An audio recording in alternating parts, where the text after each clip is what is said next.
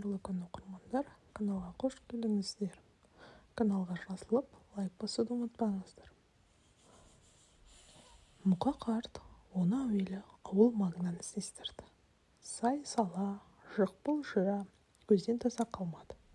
Жоқ, білдей совхоз директорының әкесі сиыр қарап, жер кесіп жүргенде көрші қолаңдары қол қусырып үйлерінде отыра алмады. Бірі қырға, бірі ойға шапқылап іздестірген болды. Бір күн өтті, 2 күн өтті, 3 күн өтті. Жоқ. Аймүйіздің бошалап кететін әдеті үй ішіне әуелден белгілі.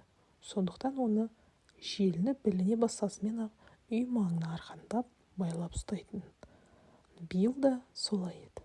Шөбі мен суын үзбей, Мұқаның сиырды есік алдындағы ашық қораға баққанына 2 жеті болып еді, аяқ астынан жас қатынның тасталған болып ашуланғаны. Құдай-ау, осыны қыстай баққанымыз аздай, жаз ортасында бұл не сұмдық.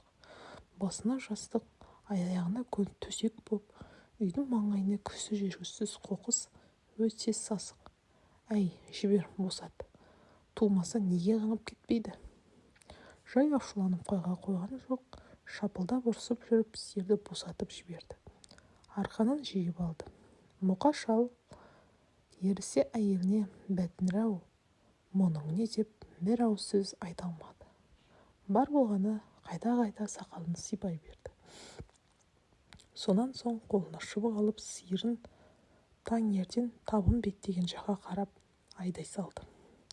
Содан кейін Аймүйіз қораға оралған жоқ. Аймүйіздің 4 жыл бұрын осылай бошалап кеткені бар. Онда да оңды-солды шапқылап, ақыры Шашубан деген көршісі ат шабылып жүріп, Шағданың арғы бетіндегі ескі жұрттан жаңа туған бұзауымен әкеп берген. Аймүйіздің сол қылығын естігендер, ойпырмай, мына жануардың жершіл итжандылығын қара. Тіпті күндік жүргені кеткенін естіп, таң қалысқан. Мұқа шал бұл жолы да Аймүйізді сол ескі жұрттан тапқан болар деп, ескі жұртқа кеткен болар деп жорамалдады. 4-ші күн дегенде шал торы жорғасына ер салды. Әуелгіде ерке әйелінің директордың әкесі сандалып сиыр қарап жүр деген жақсы атақ дейсің бе, мына маңайдағылардың біреуін жібермейсің бе дегеніне малданып, тағы да Шашубайды жібергенім жөн бе деп ойланып жүрді. Онысынан қайта айнып, өзі жинала бастады.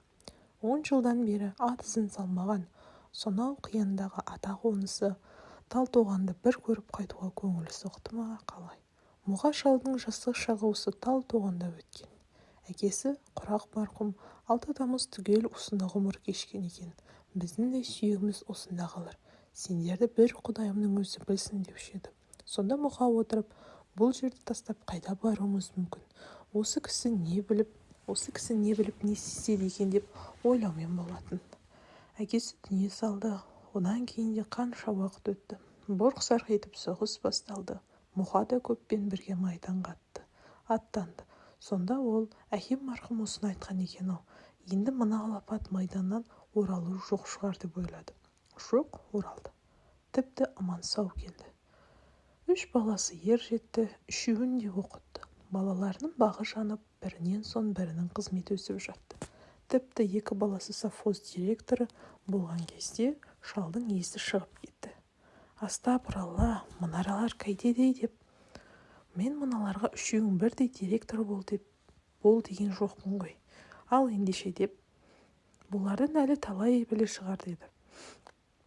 Шал оңашада сақалын тарамдап отырып өзінен өзі күлетін, мақтанышы кеудесіне сыймайды. Араға 3-4 жыл салып, үлкен ұлы аудандық атқару комитетінің председательдігіне көтерілгенде шал таң тамаша болды. Мәссаған, мына неме қайтеді деп қуанышы қойнына сыймады. Мына қарқынымен енді бір 5 жылда қайда отырады дейтін. Қой, мен барып осымен біраз тоқта шырағым демесем болмас. Тіл сұқта, тіл көзде жаман. Бұл бала бір күні қалпақтай түсер деп кемпірмен ақылдасқан болды. Әрине, бергі жақтарымен ғана айтады. Іштері жек көрмейді ғой. Бірақ мұға шал бір күні Талтоғаннан көшуіміз мүмкін-ау деген ойлаған емес. Тіпті жұрт жаңа совхозға кеттік деп үдей көшкенде де тырп еткен жоқ. Бәлкім солай отыра берер ме еді, кім білсін. Ойда жоқта кемпірі дәнекер ауруға шалдықты. Төсек тартып көп те жатқан жоқ. Бас аяғы 2 жетіде дүние салды. Сонан соң барып мұғадан билік кетті. Ортаншы баласы Белжігіт қолына көшіріп алатын болды. Шалдың көнбеске шарасы жоқ. Дәнекердің жылын беріп болған соң, дәрет су жылытып беретін бір ақшаулықты тауып берейік. Әке-шешеміздің орнына үйге ие болып отырсын деп балалары әйел қарастырды. Шал қарсы болмады.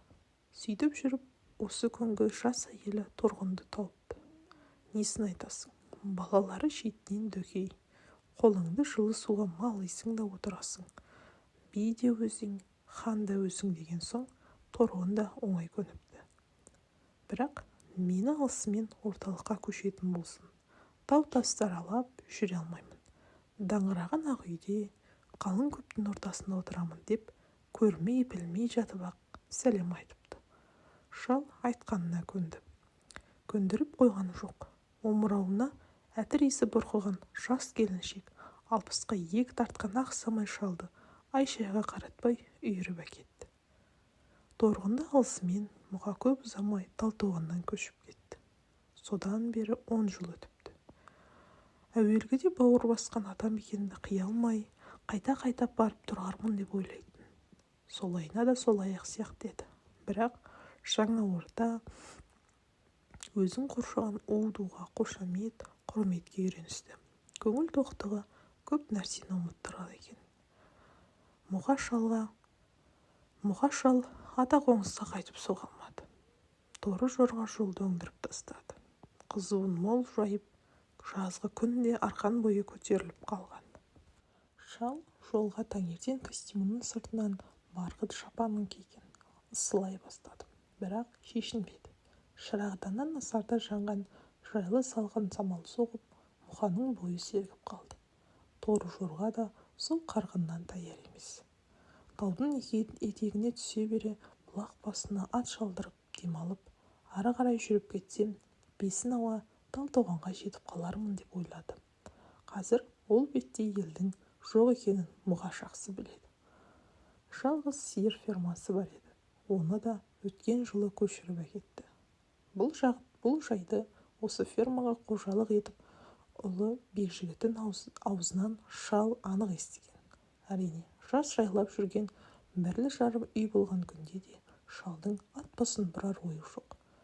Өйткені жас әйел жолға жетерлік етіп тамақтарын көнелеу қара сумкаға салып берген.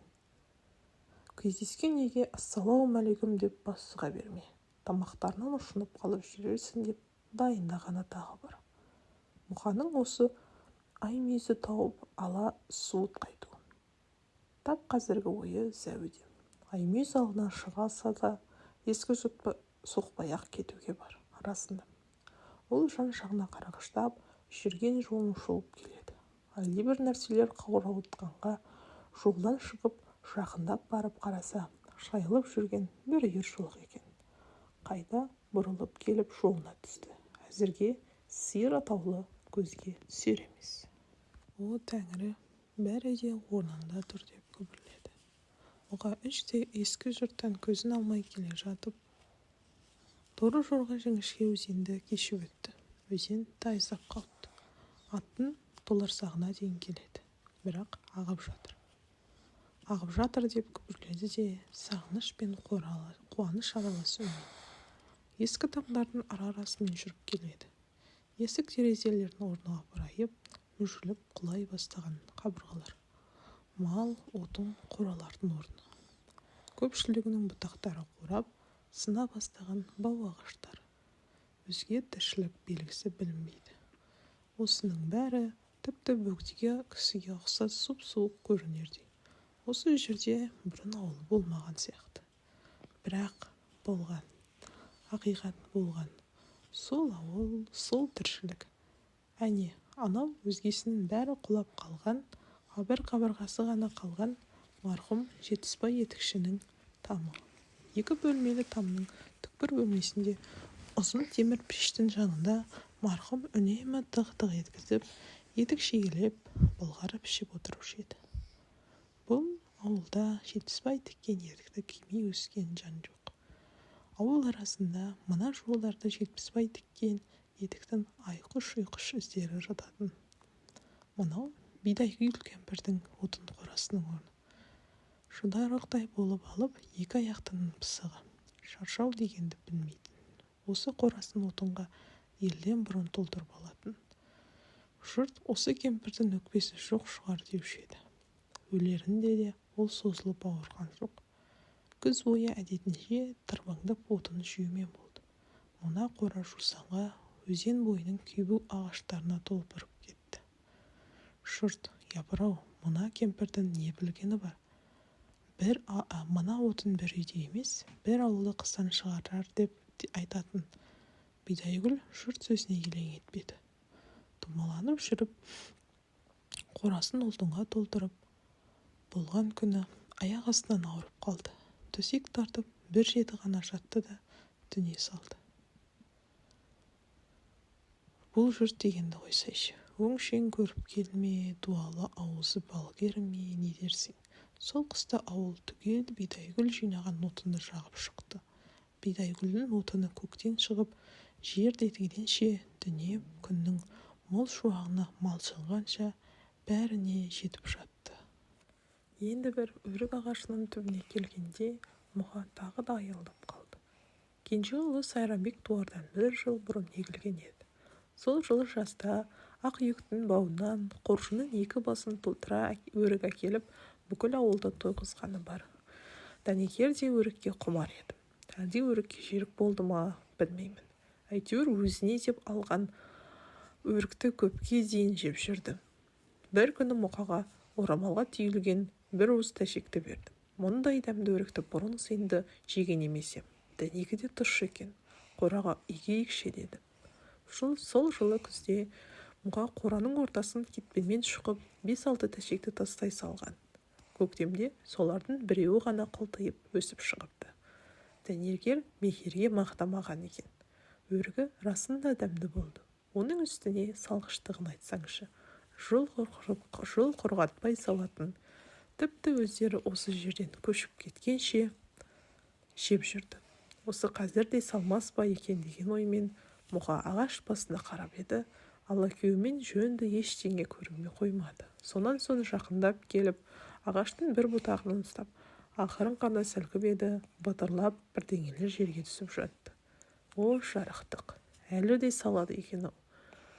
Мұқа түртінектеп жүріп, жерге түскен өріктерді тере бастады. Қос уыстайын теріп алды. Белін буып жүрген үлкен орамалға жерге жайып жіберіп, әлгі өріктерін түйіп алды. Бұл кезде төңіректі қою қараңғылық орнап алған. Шал енді кері қайтып, әуелгі жайғасқан ошақ жанындағы тақырға келіп, өрік түйілген орамалдың сумкасын жанына қойды. Торы жорғаның ерін жүгенін сыпырып, өзен бойына арқандап келді де, тоқымды астына төсеп, ерді басына жастап, шапанын жамалып қисая кетті. Шал, әбсен қалжырадың ғой, бірден ұйықтап кетермін деп ойлады. Бірақ ұйқысы келмеді. Ондайда Мұқа, төсегіңді де ошақтың басына салып алсаң болады ғой деп әзілдеуші еді. Кейде екеуі қатар дәл осылай от жалынан көз алмай отырып, өткен кеткенді айтып, әңгіме тиегін ағытушы еді. Бірақ ондай қазіргідей жым-жырт күй әсте болмаушы еді. Сиырлардың мөңірегені, қойлардың ыңырсығаны, пысқырғаны, әр тұстан иттердің үргені, ана үй, мына үй жақтан естілетін. Көршілердің дабыры, әйтеуір тіршілікке тән сол бір дыбыстар жаныңда серік болып отыратын, қосыла сырласатын. Сайрамбек оқу бітіріп келген жылы кемпірімен екеуі осылай бір кеште ошақты қамаласып кеп отырып, балаларын әңгіме етісті. Ер жігіті мен белгі жігіті 2 жерде совхоз директоры боп дүріліп тұрған кез. Тек Мұқа мен Дәнекер ғана емес, оларды бүкіл ауыл әңгіме етті. Мұқа отырып, бала тумапсың, өңшең директор тупсың. Сайрамбек те көп ұзамай шығатын шығар, директор болар деп әзілдеді. Дәнекер әуелі кеңкілдеп көңілдене күліп алды. Сонан соң бәрінде директор болсын деп тудық та, өңшең директор тудың деп ешкім абақтыға жаппас деді. Араға 2 жыл салып, Сайғанбек мектеп директоры болып кетті. Сонда Мұқаң мен Дәнекер өздерінің сол бір әзіл-күлкілерін естеріне алып тағы да күлісті. Енді міне, соның бәрін ойлап Мұқаның жалғыз өзі отыр. Дәнекер қазір жанында болса, соның бәріне де қайта еске алар еді. Күліседі, сырласар еді. Бірақ Дәнекер осыдан 2 шақырым жердегі молада ата енесінің жанында жатыр. Уа дүние-ай деп Мұқа күрсініп қалды.